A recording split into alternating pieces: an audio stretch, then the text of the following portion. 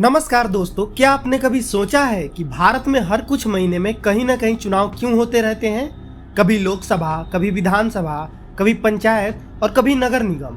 लेकिन क्या आप जानते हैं कि एक वक्त ऐसा भी था जब पूरे देश में एक साथ चुनाव हुआ करते थे। और अब सरकार फिर से उसी दिशा में बढ़ रही है जिसे कहा जा रहा है वन नेशन वन इलेक्शन, यानी एक देश एक चुनाव।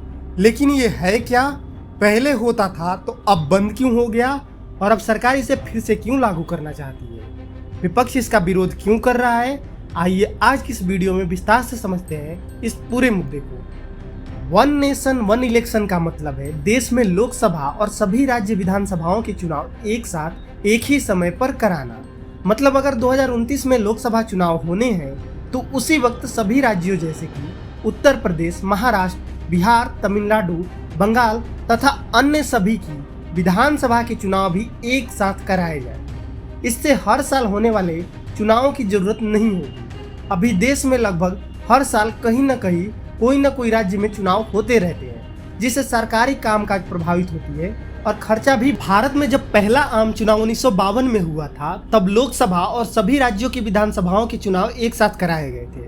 1952, 1957, 1962 और 1967 इन चारों आम चुनावों में पूरे देश में लोकसभा और राज्य विधानसभाओं के चुनाव भी एक ही समय पर होते थे।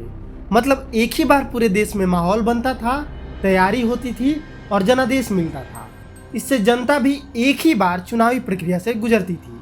1967 के बाद देश में राजनीतिक अस्थिरता। 1967 में कांग्रेस ने केंद्र में बहुमत तो हासिल कर लिया, लेकिन उसकी सीटें बहुत घट गई थी। सबसे बड़ा झटका आया राज्यों में। कुल 21 में से 9 राज्यों में कांग्रेस सत्ता से बाहर हो गई।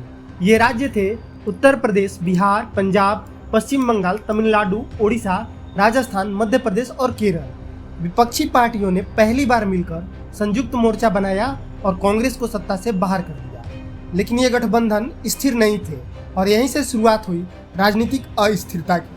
कई राज्य सरकारें अपना कार्यकाल पूरा नहीं कर पाई। कहीं पर मुख्यमंत्री इस्तीफा दे देते थे तो कहीं पर सरकारें गिर जाती थी। 1970 में खुद लोकसभा को समय से पहले भंग कर दिया गया और 1971 में आम चुनाव हुए। इसके बाद से लोकसभा और राज्य विधानसभाओं के कार्यकाल अलग अलग हो गए। कोई सरकार 3 साल चली तो कोई 5 साल। कई राज्यों में राष्ट्रपति शासन लगा और चुनाव टाल दिए गए। इस तरह एक देश एक चुनाव की व्यवस्था धीरे धीरे टूटती चली गई। सरकार का मानना है कि हर साल चुनाव कराने से देश पर भारी आर्थिक बोझ पड़ता है। चुनाव आयोग, सुरक्षा बल, प्रशासन सबको बार बार तैनात करना पड़ता है। दूसरा ये कि बार बार चुनाव से नीति निर्माण प्रभावित होती है। सरकारें चुनावी आचार संहिता के कारण नई योजनाएं लागू नहीं कर पाती है। तीसरी बात ये कि बार बार राजनीतिक प्रचार और ध्रुवीकरण से जनता भी थक जाती है और सामाजिक माहौल बिगड़ता है। इसलिए अगर सभी चुनाव एक साथ हो जाए तो समय की बचत, पैसों की बचत और स्थिर शासन व्यवस्था को बढ़ावा मिलेगा।